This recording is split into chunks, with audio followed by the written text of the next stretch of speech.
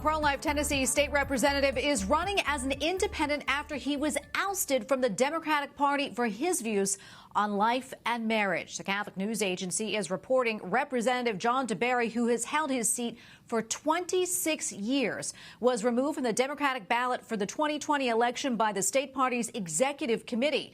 The vote to remove him from that ballot came after the filing deadline had passed, preventing DeBerry from filing under another party. Tennessee State Representative John DeBerry joins me now by Skype. Welcome to the show, Mr. DeBerry. Thank you so much for being here. Thank you so much for having me, and hello to all of your viewers and listeners. Well, I know that you've been in office now for more than 2 decades, and no doubt voters by now are familiar with your positions on life and marriage as well as school choice. So why do you think the Democratic Party had you removed from the ballot?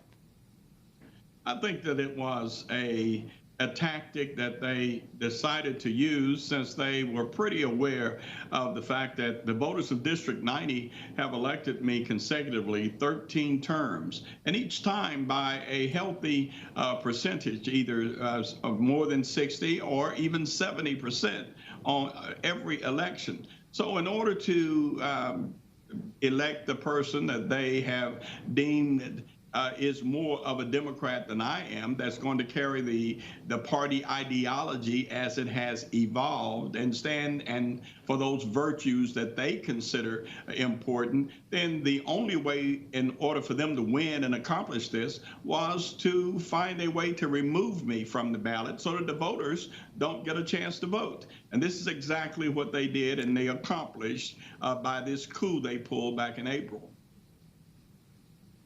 What type of message do you think this sends to your constituents?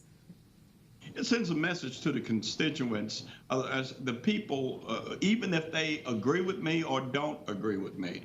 It says that their vote is not important, that a tribunal of elitists, that they have more of a say about who represents them than they do. Basically, they said that the people of District 90 don't have enough information to elect their representative, that they would have to do it for them.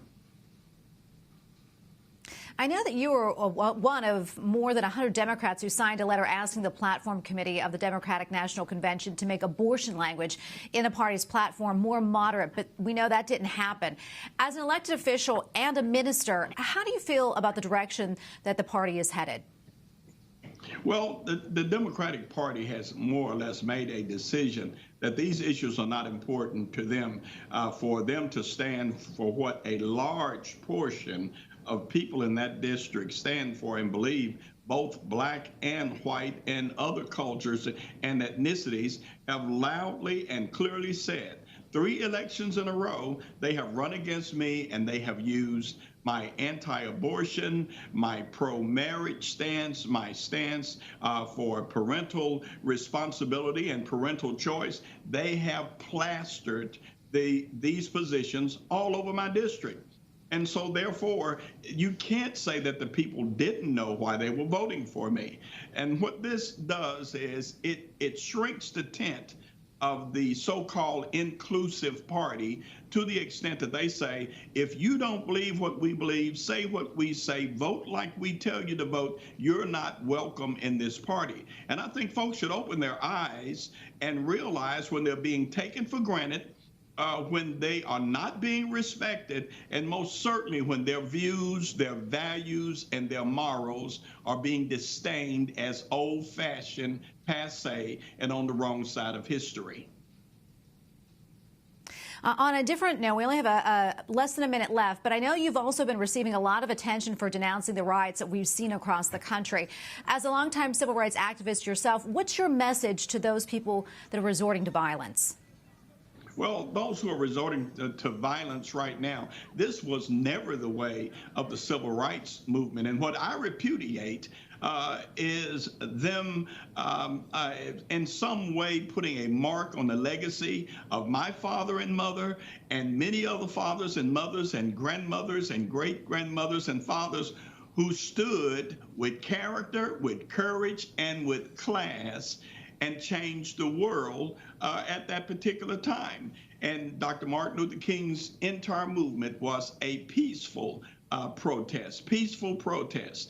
They put on their suits. In other words, they stood to dispel the stereotypes. I'm one of those people, and I said this in that speech, who went in the back doors, who rode on the back of the bus, who drank the colored water, who went to the colored school, who went to the zoo on Tuesday, who sat in the balcony where the coloreds were supposed to stand.